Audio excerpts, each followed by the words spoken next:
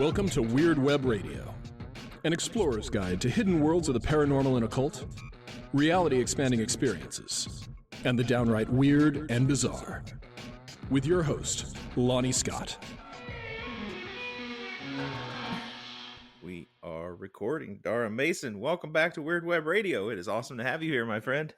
Thanks, Lonnie. Really, really good to be here. Good to see you. All right, that's it. Take care. No.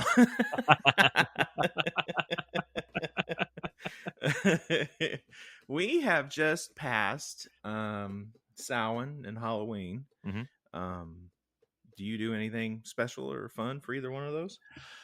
A bit of both. Like for Halloween, I like to have a little fire at one stage, which I tend to do by myself. But if fun wise, I had a bit of a laugh with my kids. Took them into like a kind of a show in London to be quasi terrified. Yeah. Quasi terrified. Yeah. Bit of that. So it's healthy for children. Like my dad wrote a book about the Dark Man. You can't scare me.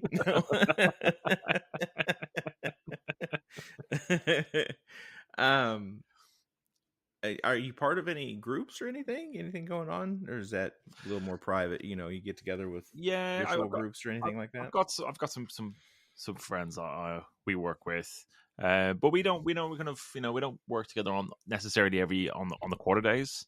It's kind of formally we kind of get together in like spring and around kind of in bulk and Lunasa, really. Those Lunasa, yeah. Lunasa is one of those holidays that I have turned into a chaos heathen holiday. It is solidified as Lou NASA. So, you know, the old wrestler Captain Lou Albano. Yeah. He's the central figure of the holiday, and and we have, you know, you can have skillful games involving shooting rubber bands at targets, shooting rubber bands at each other. And you have to celebrate space because NASA. And, Nice. Yes. I'm trying to make them more fun. You know, I love it. I'm not a farmer, never been a farmer. I'm trying to make the holidays matter more to me. Yeah, why not? Yeah. Right. Try it out next fall. Kids will love it. Anyway, so how are things going with the Spirit Box podcast? Good. Now we're almost we're 4.5 years old, the show. Yeah. Has it been that long? I know, yeah, it's mad, isn't it? Yeah. Something like that. Have I made that up? No, I think we're definitely 4 years old. Yeah. I think so. I'm questioning it out now. My maths isn't great now, Lonnie. That's all right. I've known you for 4 years then. No. And it's good. I'm trying to bring in more of the kind of the folkloric and kind of cultural elements into the show. I've noticed that. I've been doing the kind of the stones of strength, stone lifting, and Irish collar and elbow wrestling. And I'm gonna get one in on stick fighting as well. Yes. So that'll be interesting. Yeah, I love it. Like Kali, Eskrima, Arnis. Yes, similar, but it's an Irish one. It's called Darragh, and it's called what? Yeah, it's an Irish word. Yeah, slow down, sir. Darragh, right? Okay. So, it just kind of means like bata means stick, and Oriacht means like it's just way of the stick wouldn't be the right translation, but it's kind of in the close enough. Yeah. No, that sounds really interesting. Kali is Eskrima. It's one of the arts that I practice. Oh, awesome! One of my favorite things in the world that I ever took up. Yeah. And I mean, if nothing else, it teaches you great coordination. And the first time you get whacked in the head with one of those things because you missed a check, you know it. I bet. That's that really tricky stuff, like that kind of nicky stuff with your hands. Like I can never do that. I'm just too much of an awkward. Do you know what I mean? It's one thing. It's a terrible thing to realize your limitations. you know what I mean? Like, because a friend of mine said years ago, he said every man. So one of the worst things you can say to a man is he's awkward, right? Because in his head he secretly thinks he's a ninja. You know, it's like that whole thing. We overestimate our ability to fight like 400%. Oh yeah. I don't know though. The day I turned 40, a lot of that stopped into my brain. I started thinking about that'll hurt tomorrow. Yeah, so I think 40 is the thing. Maybe it's when testosterone levels start to drop. We all start to think about self-preservation. Yeah, I think you're on something with that. If you keep training, you definitely kind of notice. Oh, I can't do that anymore. You know, I can't wait to see this. I want links to see this stick fighting form in action. Oh yeah, I'll please.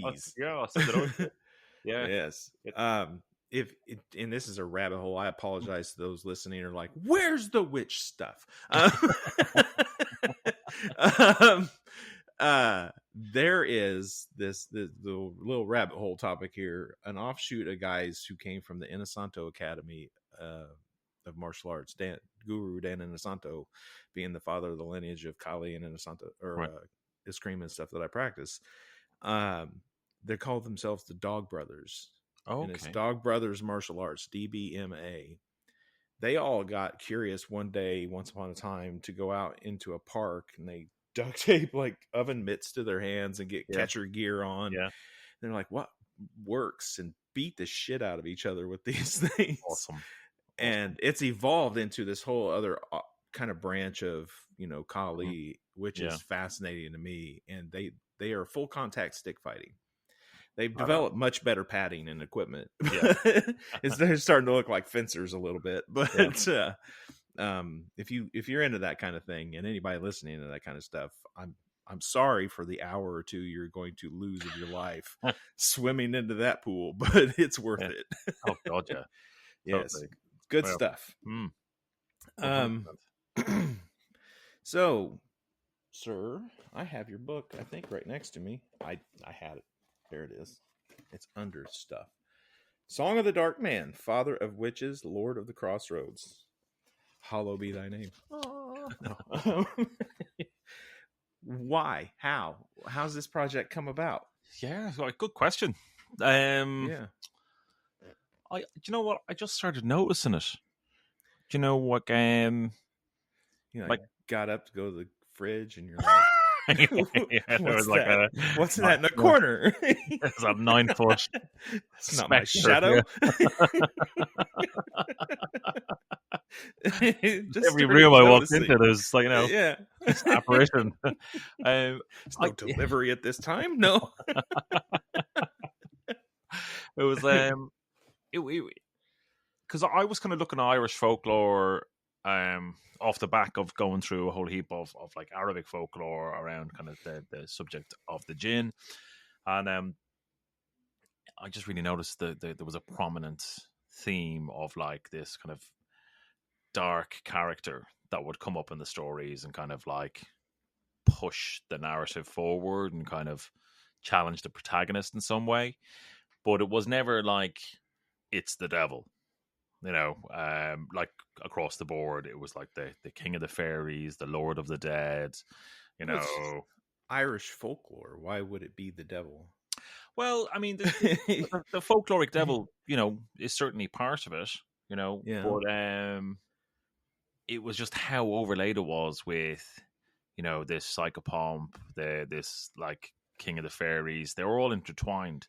But I remember, I was noticing that, and that's kind of an interesting thing. And I hadn't kind of put two and two together. And I was just started Spirit Box and interviewing different people. And I'd interviewed, I think, Elise Ursa, who's in the book, about her Blood and Ink tarot. And I came up, there was like a dark man appeared in her dream. I was like, oh, that's interesting. Then not long after that, I interviewed, I think you put me in touch with Aidan. Aiden Walker has entered the chat, folks. As usual. Hello, Aiden. Thank you for listening. And he mentioned Man in Black. That kind of in it. No, he's got an element to do with it. Yeah, for sure. Yeah. And kind of went on from there. I kept kind of picking it up, and went into a couple of different areas to read, down various different rabbit holes. Andrew Chumbley, Peter Mark Adams pointed me towards Andrew Chumbley's work, and I just started to kind of build it out, and really kind of came at it from the folkloric side of things, in terms of what the pattern looks like, from this being, and then overlaid it with a lot of mythologies and some of the testimonies of from the witch trials, from the Scottish witch trials in the 17th century, and then the second half of the account is the modern day accounts of people who've witnessed, experienced, bumped into, actively pursue, kind of. I tried to look at it from kind of the different angles, so it was, to give us kind of broad spectrum of experiences that people had, and then I said that the start of it was trying to kind of build out and flesh out what I think is going on with the pattern and how it behaves and what it means, and also to really kind of, to approach the issue where people are like, well, it's the devil, it's evil, that's it, full on, full stop. Fake news. No.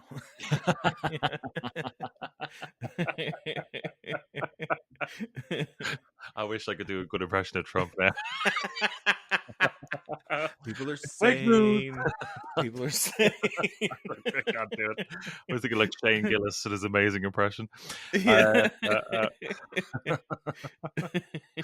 have the best folklore.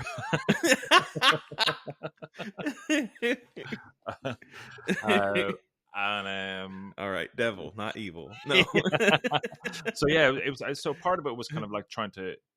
I felt kind of driven to challenge that notion and kind of go, what's going on there, and it led me down kind of many rabbit holes. There was loads of synchronicities, while I was writing the book. Like certain symbols would come up repeatedly, like what? What's something that comes up repeatedly? Well, I had a kind of I call it like get my doorbell rung, right? Where there was one picture in the book, which is in, I think, chapter 6, whichever one is called, like Rewilding the Soul, or Rewilding the Self, whatever it's called. I should know that in my own book, but it's all right. But it's. I've got your book all dog-eared on things I was going to reference, and then we start talking, and I forget I'm doing that. Stick fighting, and there's a bit in the book where I talk about kind of the cave and the importance of the cave. And there's a piece of art called The Sorcerer, or Le Sorcier. It's on page 71, folks. There we go. And that's from a cave called the Trois Frères Cave in France. And it's a depiction of a composite being, right? Part human, part animal, multiple different animals, where it's like having antlers, bear paws, an owl's face.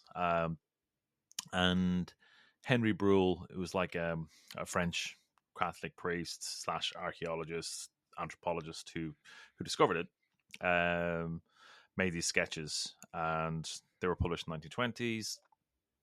And Margaret Murray, who's famed for her work on like the witch cult of Western Europe, like the origins of religion, or the beginnings of religion, I think. She kind of theorized this was this figure depicted a shaman, or it's a first depiction of a deity on Earth. And she's had an awful lot of slack. People have kind of like poo-pooed her work altogether. But I think I'm in the process of accumulating all her books, so I want to kind of read through, because I think there's a lot of actually merit to her ideas, and I'm wondering whether or not she went too heavy with this idea of there's a golden thread that's robust, of witch cult throughout Europe. It's certainly been there, but I think it's hard to say it's a continuous thing. But I also think, she's a woman in like 1920s, 1930s, coming up with these theories. You can imagine like the amount of just like misogyny she would have faced, Oh, I can only imagine. I mean, so there's still plenty of it going around, my friend. Totally. Yeah, totally. Yeah, misogyny for everyone. So I just think that thinking of her, and I could be naive in saying this, I haven't explored it robustly, but like, I think her work needs to be revisited, Okay. because I think she is inherently onto something, but again, I don't know enough to speak about it properly, but I do have a bunch of her books on my bedside table to work my way through. But what I flicked through already, I've been like, yeah, that makes sense. Yeah, that it's just she's very well kind of gotten into the subject matter. So, but anyway, that's a tangent for another time. So, the sorcerer image comes up, and because I was thinking how do I speak about the importance of this kind of like the dark womb, which is this place within the cave that a lot of people have experienced. So I started talking about caves as being the centers of some kind of ritualized behavior, ritualized worship, that kind of thing. And then straight away this image comes up. Then the next, literally kind of like the week I was writing it, I was in town in London meeting a friend. It's in the British Museum and picked up a book in the tourist shop, and it was like just a kind of an art book, like some sort of like bestiality. And I just open it, and it's boom. I open it on, and it's on the sorcerer. I'm like, okay, synchronicities. Exactly. Hair in the back of my neck goes up. Yeah. I was preparing to interview Scarlet Imprint guys, and I was reading through Apocalyptic Witchcraft. He talks about the same thing. Talks about the same piece of art. So I'm like, okay, right. We're in the crosshairs here. So stuff like getting nudged a little bit. Yeah, exactly. So stuff like that would come up, dream stuff, that kind of thing that would lead me down specific rabbit holes. So yeah, I mean, you can just put it all down to the usual unverified personal gnosis, but and this is all before you start writing the book, right? Yeah, pretty much. Yeah, it's leading you up to that. At what point along the journey you're studying this stuff, you're doing all this research, you're starting to get this notion of a dark man figure more along the folkloric devil, right? And I guess for folks listening, when we say folkloric devil, we're not talking about the devil in the Bible preached in churches. We're talking about all the surviving folklore of all the trickster kind of figure. Exactly. That shows up a lot. When did you decide to test it out? Like, experiment? When did it go from I'm studying to I want to do something? Yeah. Yeah, that's a really great question. I don't think I had a choice, really. Well, that's a kind of a stupid way to say it. I did obviously have a choice. Consent matters, dark man. I did obviously have a choice, but I think I was always going to do it. It's probably a better way of phrasing it. And it was just like myself and my two friends, who were both in the book, Shuli and Elise. We were just being constellated together, with shared experiences, where the information kept coming, and we would we decided to kind of get together and see if we could figure out, why do we keep kind of being pulled together? What does, quote unquote, he want, as it were, because I was doing an awful lot of meditation work with a friend called Michelle Devezis to help me kind of work through over a period of about 2 years, what was going on. I talk about in the last chapter, I started with this kind of really full on, vision. There's no really other way to describe it, and from there, that scared the shit out of me, to be honest. I was like, what the fuck, that's just visions will do that. Yeah. It really did, like, and kind of over the period of like 18 months, 2 years, lots of lots of kind of deep meditation work, to go into myself, go into the kind of other aspects of my consciousness, or other places, to try and piece together what was going on, and so it's not so much sitting there focusing on your breathing, emptying your mind kind of meditation. You're doing more trance inner journey work. Yeah. Very cool. Yeah, definitely. And was led by my friend Michelle. We work out what we're going to do, what we're trying to achieve.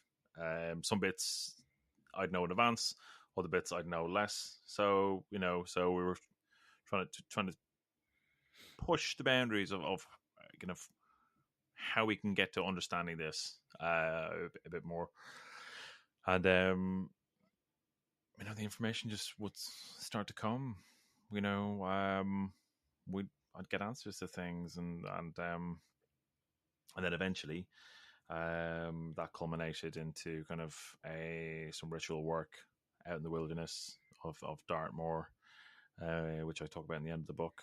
Kind of being a midnight on the moor. Midnight on the Moor. Now that sounds like the name of an album. I did. Yeah. I'm Google imaging Dartmoor. Yeah. So you did a ritual on this place. That's nice. Yeah. That looks like the kind of place you'd call on ancient powers.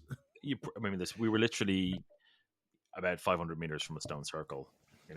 The plan there was Scorville stone circle, and the kind of the original plan was like, let's get down to the stone circle, place power, do it there. And the mist was so bad. It's the middle of summer, but that place just gets covered with mist at night. It's got its real weird climate. And so we were like, well, I was, guys, we genuinely can't go in there. We will be, that won't go well. People get lost, people die on the moor all the time, so it's like, you go out there, snap your ankle, and that's it, you're kind of die hypothermia or whatever, but so we went kind of as far as we could. There was kind of a guiding wall that kind of would be able to lead us back to where we'd got in to the park, and that was only about, I don't know, 20 meters in. To go any further would be reckless. And we just did kind of our working there. We kind of surely evoked Hecate to kind of oversee and protect us. Elise did a Typhonian call. I did some stuff from Gemma Gary's Devil's Dozen, and I'm not familiar with that.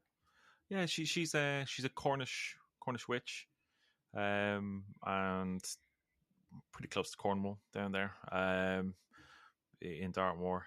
But it's lots of kind of traditional rites that she's pulled together. She's got a couple of pieces out there. I really like her work. Yeah, I really like her work. Very cool. And then kind of like Elise recommended we do, like, we asked 3 questions. I think it was from like Jason Miller's work before, of like, how to approach the spirits trying to determine what's going on. Always a good idea. Yeah. Otherwise you can get real wrapped up in your own bullshit, Well, this is it. Yeah, totally. Yeah. And that's kind of what we did, and and I'm really at pains to kind of stress that, like, I might sound blasé now, but like, I wasn't at the time, right? Like, I was like fucking shitting myself. Like, the only way to put it. So when you were get to the part where you're establishing some kind of communication, what were you using to get the answer? Like, well, initially, again, it was meditation work, but it was also lots of divination to support it. So pendulum swinging, throwing stones, runes, tarot. What are you using? Pendulum. Okay. Yeah. I've been using the pendulum since about 13. So I'm pretty well versed with it. Equally, post event, both Elise and Shuli are very, very proficient tarot readers. So once we got back, we slung a few cards as well and kind of divined on what we were doing. I do like a pendulum for basic spirit communication. I do, because it's very simple in its process. Tarot I love, obviously, too. The only caveat I would give anyone the minute you're using tarot or Lenormand or something is the minute you enter that tool into the system, you're forcing a narrative, even when there may not be one. You have to be careful. At least with a pendulum, I think if it's not going to swing, it's not going to swing. This is it. There is that risk. Just be mindful of that. No, you're absolutely right. We went through once we kind of did a caster circle. I did all the relevant kind of preparation, and bearing in mind, like Dartmoor is like, it's heaving with stuff.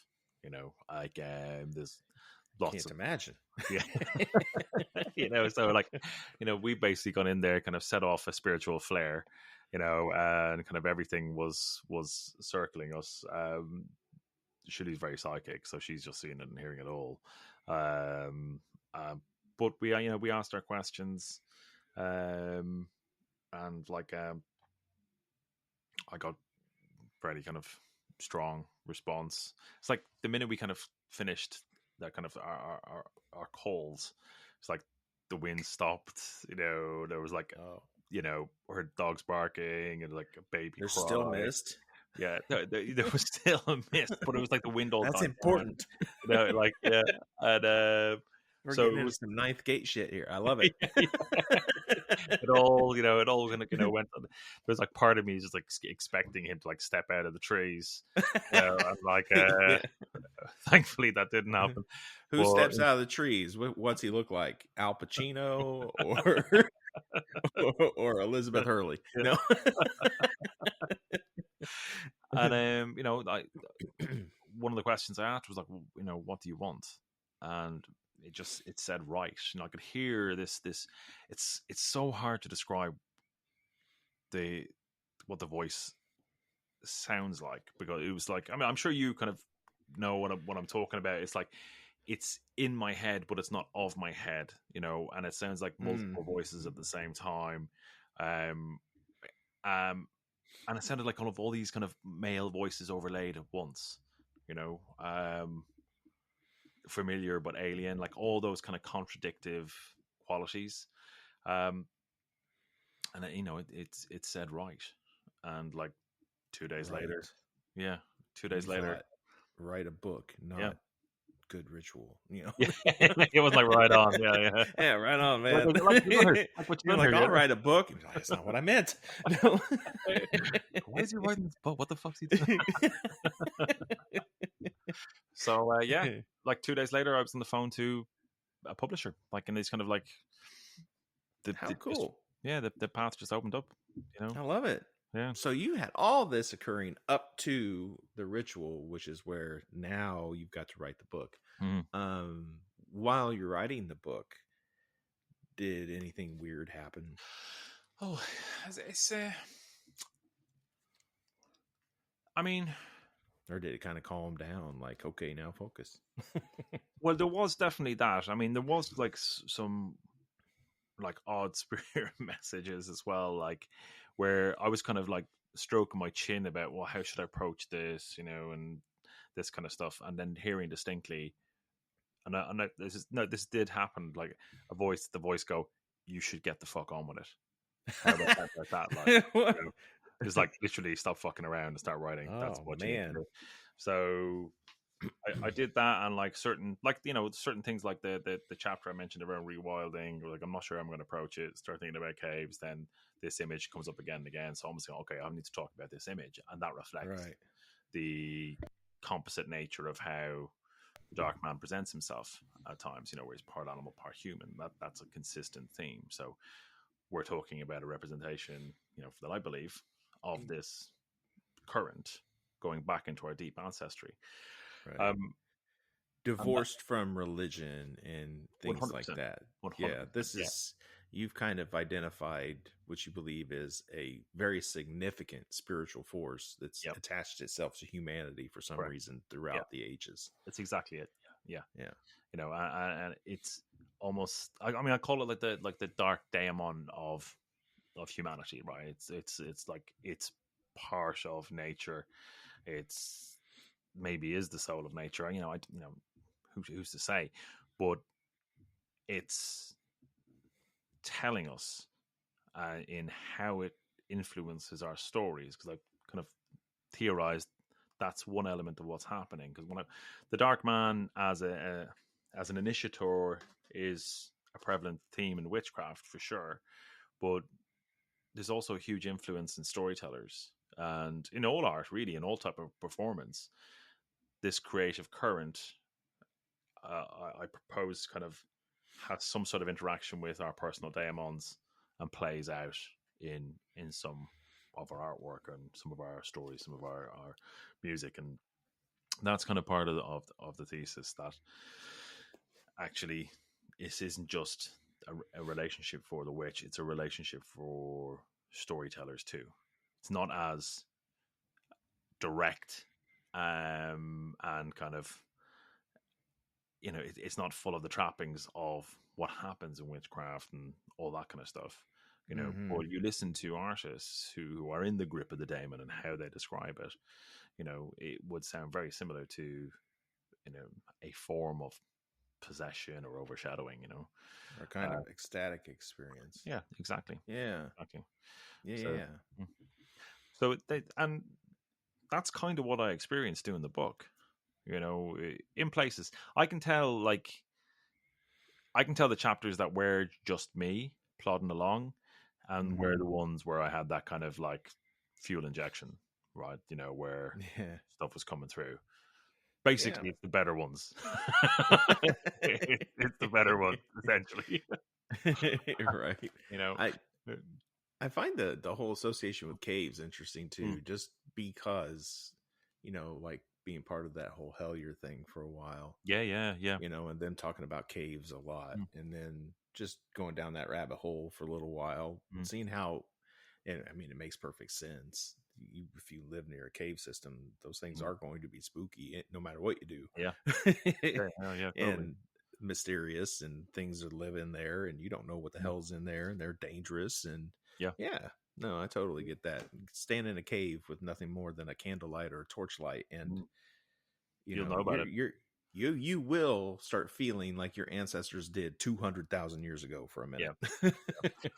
And that's the thing. If you absolutely with that thought in mind, like imagine what it was like for someone to crawl on their belly into the darkness with some sort of like flame, some way of holding fire in their hand, to go and scrape and paint this figure on the wall of the cave. Oh, I know. To do that undertaking, to be driven to do that, it must have had huge meaning, Yeah. Because it's hard to do. Yeah. Really hard. It really makes me wonder, those old cave paintings. I mean, that individual is not like your artist today who just says, I'm going to go, put graffiti on the side of that building. Yeah. Like, what must have that have been like to the rest of the tribe or whatever, like, what is this crazy motherfucker doing? Did they look at them weird? Were they kind of outsiders? Were they the shaman, like some people suspect? I don't know. I really don't. Jason Mankey wrote a book about the horned god, the father of the witches, the god of the witches, and also touches on that cave and those paintings and stuff along that thread. I mean, and you do call the Dark Man the father of the witches right there in the title. Yeah. What, I guess we kind of touched on it a little bit, talking about the difference between the folkloric devil and so on, but we really didn't get into it much. What are some of the myths or misconceptions about the dark man that you would clear up if people want to approach this subject? That's a really good question. Well, I think the immediate kind of categorization of evil or demonic, right? That needs to be navigated, not discarded, but navigated, because it's challenging. That's one. You're dealing with something that is challenging. What is noticeable from the witch trials and accounts that people give is their experience with the dark man can often occur at a time of trauma, right? Oh, be that kind of some sort of emotional trauma, or be it an illness, right? So it's something that causes a fracture, right, in your psyche, in your energy body, whatever way you describe it. So that's one factor with it. So it turns up at a difficult time of some description. The second thing is you're probably going to be made face your shadow in some way, right? That you will have a sequence of events, or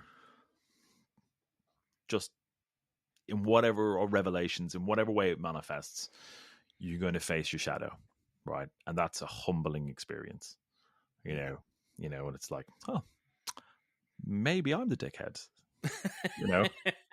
you have that kind of revelation, and that kind of, Newsflash, yes, I have been an asshole when I thought I wasn't, for exactly. sure.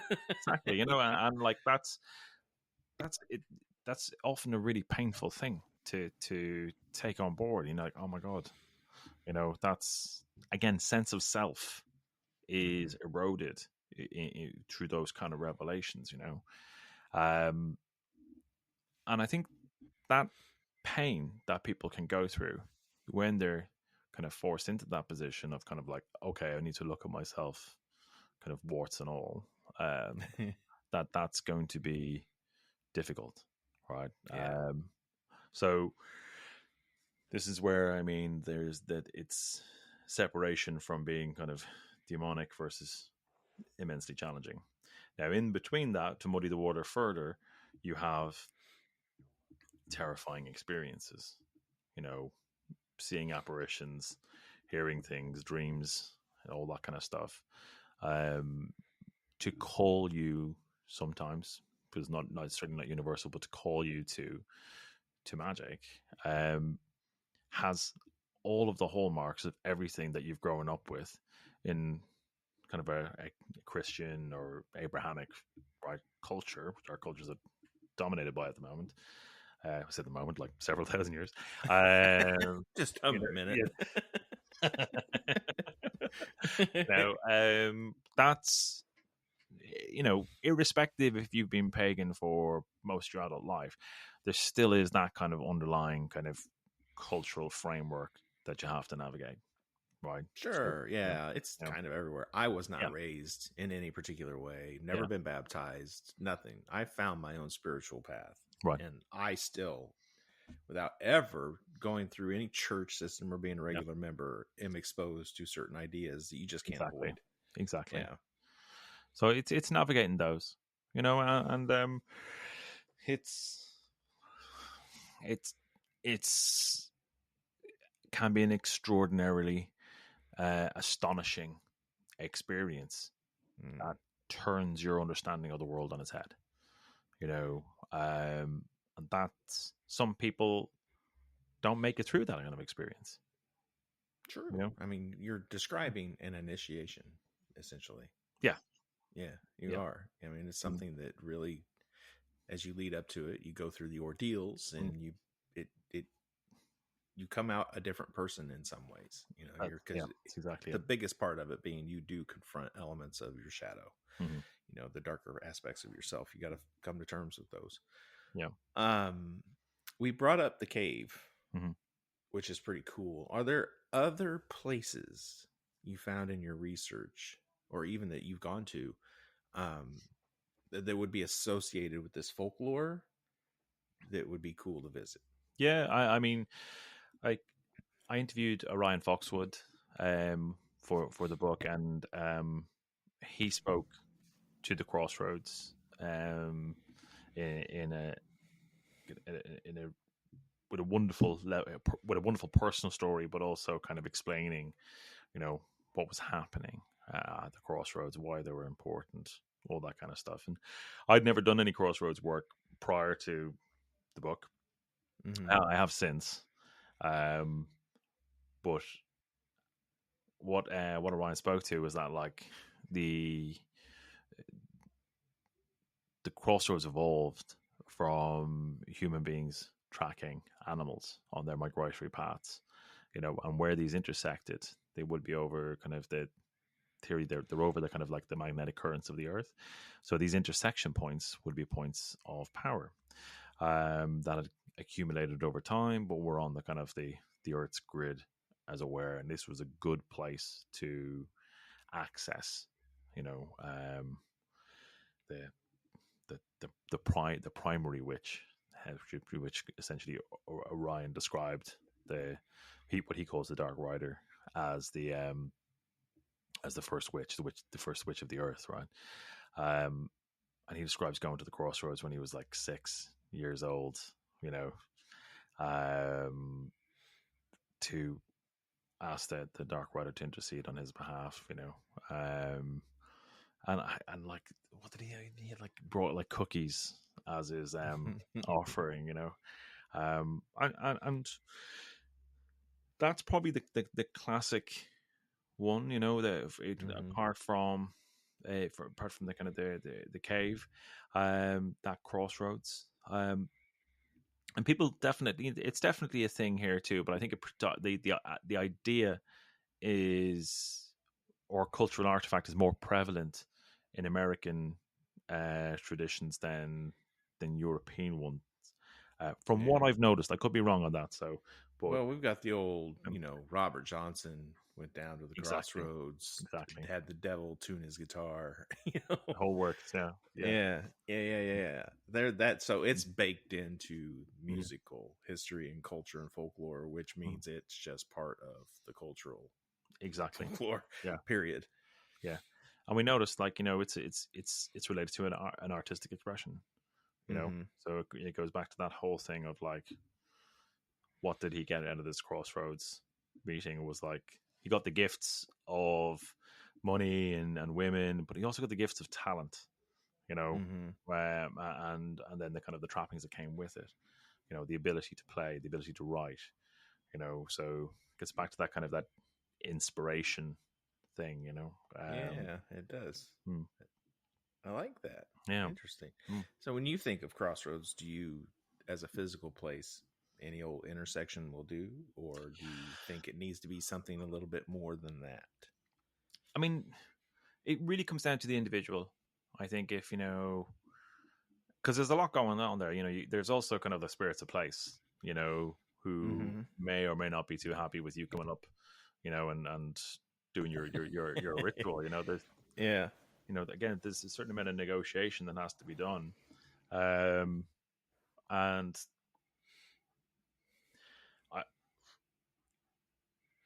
I think it really depends on kind of what speaks to you.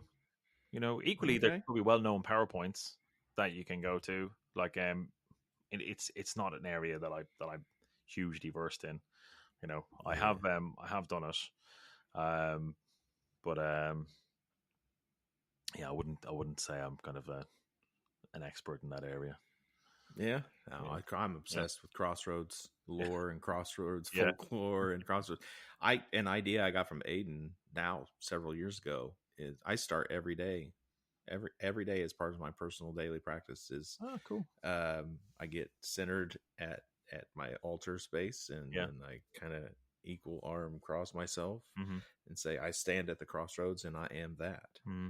And then I've got a little thing that I do after that for my offerings to my allies and such. But I begin and end my first ritual activity every day with my general offerings as acknowledging myself as the crossroads.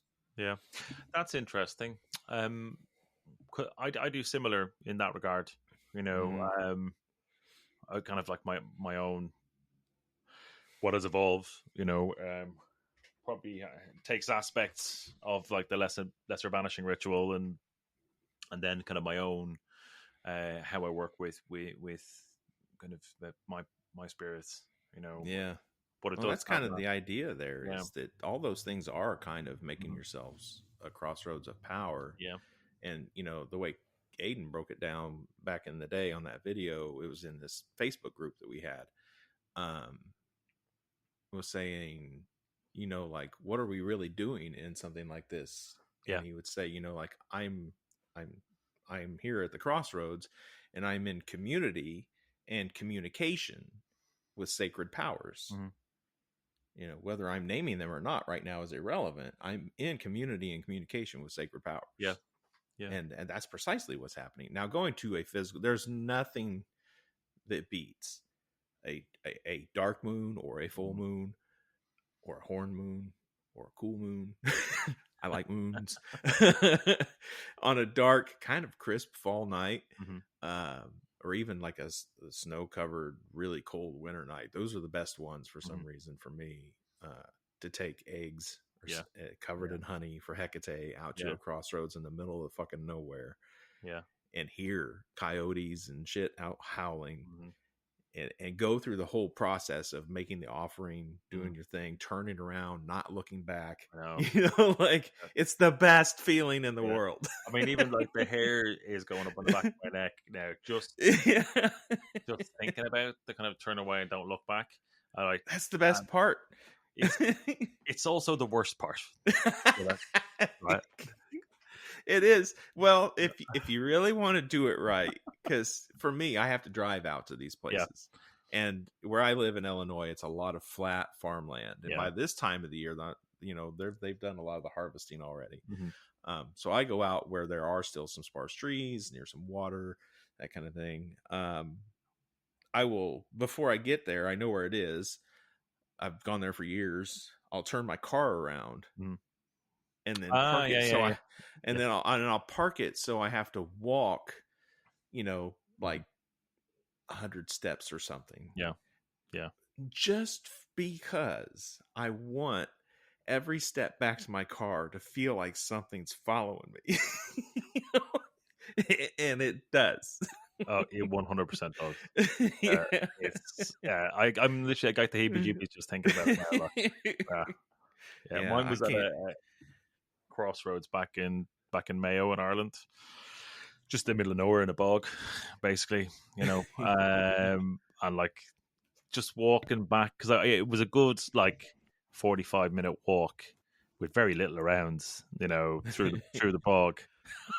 I can imagine. Fucking hell.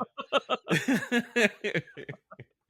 I love it. See, this is the fun stuff, people. You got to get out of your books and get physical. You got to do the thing. It's worth it. Yeah, it definitely, it's a game changer. That's for sure. I love it. I heard you say on another show recently, I cannot remember the name of the show. I was just listening. It popped up. You were in my feed. You were being interviewed by somebody, and I gave it a listen. That you were no longer messing around with Thelema. Yeah. That you are now into a witchcraft practice. So what happened there? What made that transition come about? Well, I think it was one of those things that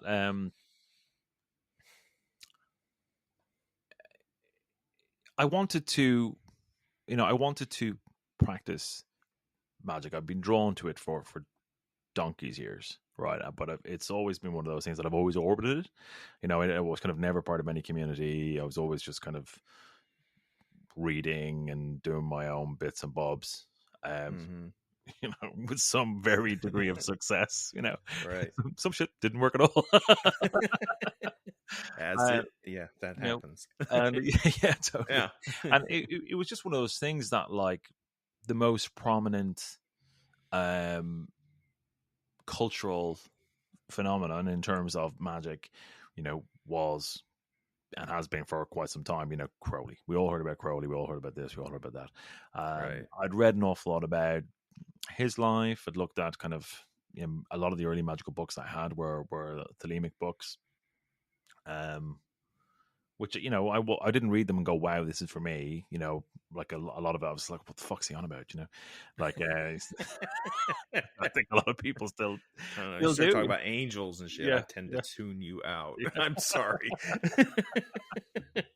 And I got yeah, I was in a lodge in London before lockdown. I was in some online groups afterwards, and then the minute I had my vision, everything stopped. You know, it was just like, boom, Oh. that's it. And it was like, it just, witchcraft spoke to me in a way that was different. You know, Yeah. I mean, I may not have got there without What Talima. kind of witchcraft? What kind of witchcraft? There's a lot of ways to do this. There certainly is. All kinds of witches out there. I mean, without Was trying there a to certain book or influence or something that really resonated in a way? You're like, this two, is it? Yeah, two in particular, Robin Artisan and Gemma Gary. I found their work really spoke to me. Like, you know, you could broadly call it kind of like folk or traditional witchcraft. People with split hairs about it, you know. And they do. Yeah, and like,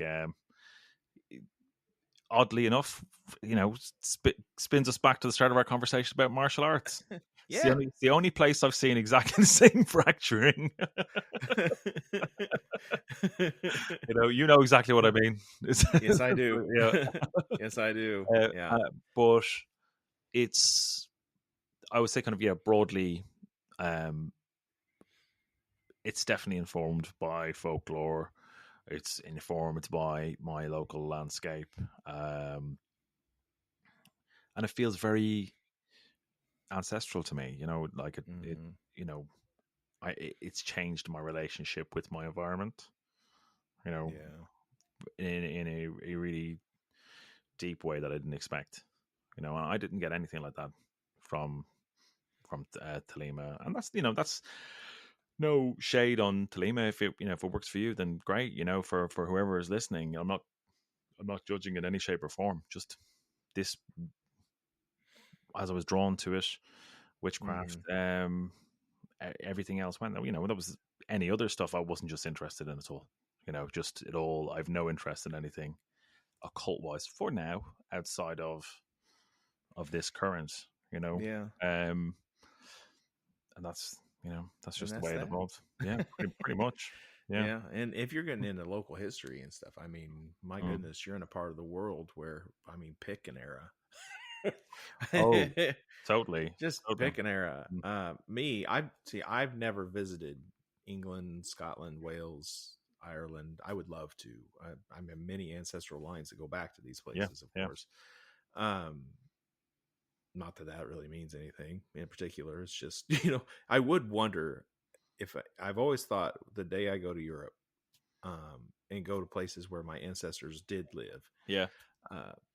I do know I'll just stare at things and be like, why do they feel compelled to leave? Now for me in heathenry, I'm super obsessed with, the whole period that gets into the Great Heathen Army and it's called Danelaw and all of that. And, the key players and all of that. Like, does anyone know where Alfred's tomb is? What about Ubba? The Vikings that were there. Just there's so much history there that you could explore. The landscape itself looks it's living and ready to speak. So I envy you, sir. That's all I'm saying. I mean, I found a case actually after I finished the book in the town next door to me, right? Like where the Dark Man appears in the case. It's like it's 1600s, if I remember correctly.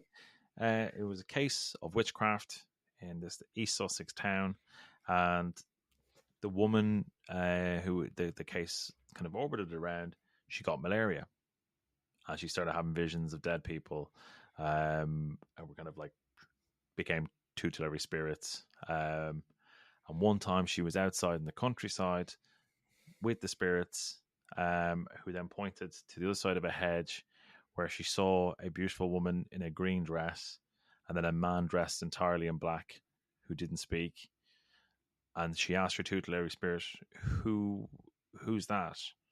And he said, that's the Queen of Elfheim, the Queen of the Fairies. Didn't mention the man in black, but I knew, Lonnie. I knew who it was.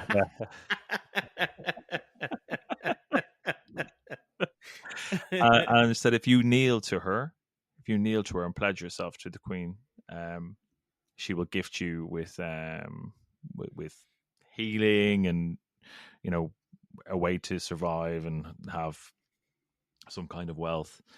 But she hesitated, didn't kneel, and when she looked back, they were gone.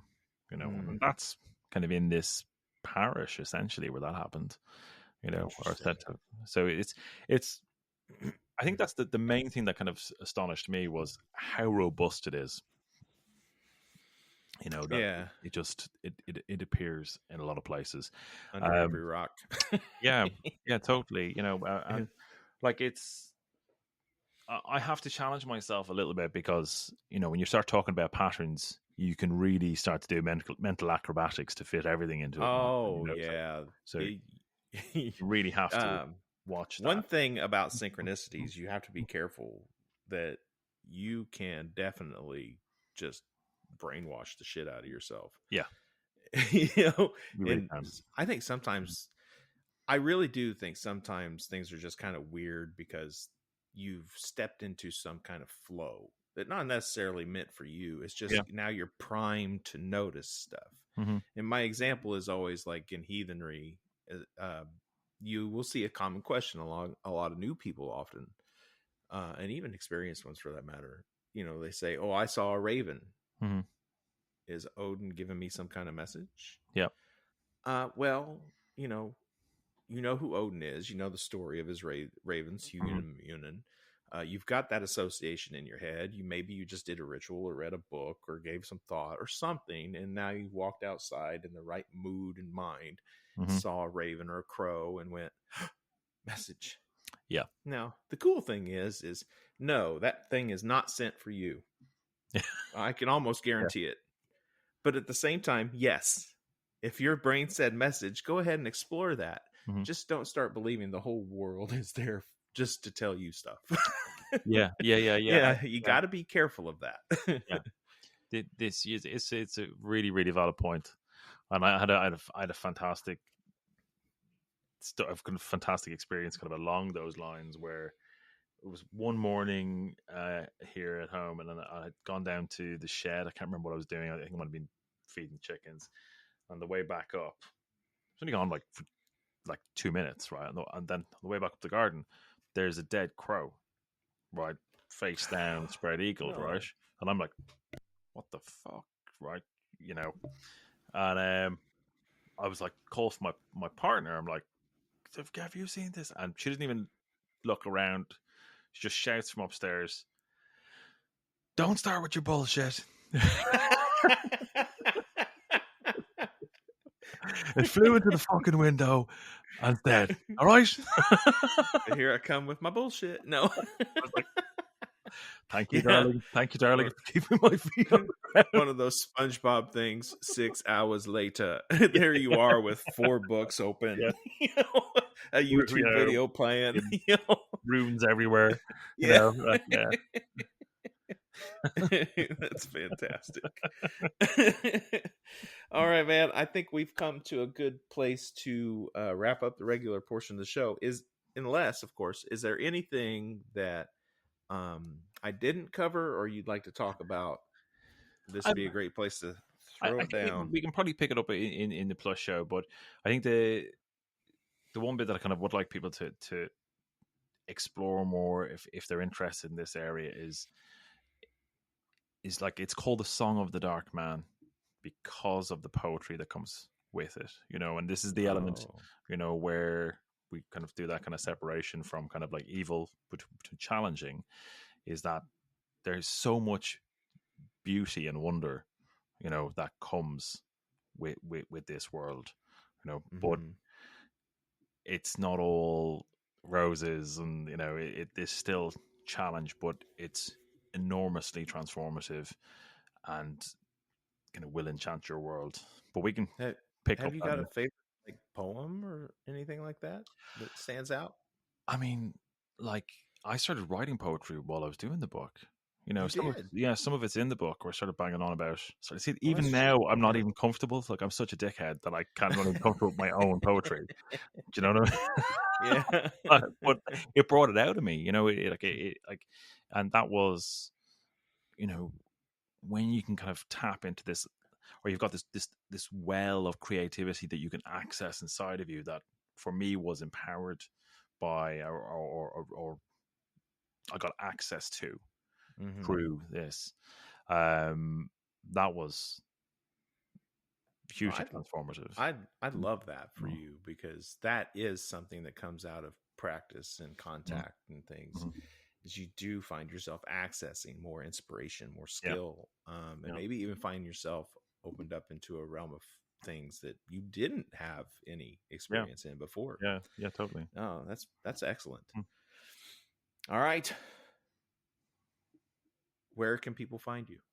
Instagram or DarraghMason.com. Yeah, I'm only on the gram and the Spirit Box podcast. Spirit Box podcast, yeah. That's the one. You forget about that. And Song of the Dark Man, Father of Witches, Lord of the Crossroads, sold everywhere. Books are sold, I'm sure. In fact, go to your local metaphysical stores and ask them to carry it, please. It'd be greatly appreciated. Yes, those stores are treasures and we need them. Okay. Darragh, thank you so much for being here. My pleasure. I didn't even do that. Yeah. If you're listening, please share this. If you enjoyed it, let everybody know. If you want to hear the rest of this conversation, you're going to have to go to patreon.com/weirdwebradio or go to weirdwebradio.com and click join the membership. Okay. Stay weird out there, my friends. Dun, dun, dun. Okay. It's bonus audio time. Darragh Mason, are you ready? I am here. You have been here before. I forgot to check. I'm going to ask you anyway, because the first question is always the same, and sometimes people change their mind after experience and stuff. What famous person's resting place do you most want to visit? Oh, yeah. Oh, yeah. Oh, yeah. That's such an interesting question. Do you want to hear how they just answered that question? What famous person's resting place would you most like to visit? That and many others, including what they think about the afterlife, what they may or may not do in cemeteries, what are their traditions, magical practices that have to do with the dead, folklore that surrounds their homes, and so much more, available for only $5. $5 a month. Even if I make more than one episode in a month, it's still just $5 a month at patreon.com/weirdwebradio or go to weirdwebradio.com and click join the membership. You can find me on Instagram at weirdwebradio. You can find me on Facebook as Weird Web Radio, or come join the new, fun, and exciting Weird Web Radio Facebook group. Thank you again for being here. Stay weird out there, my friends.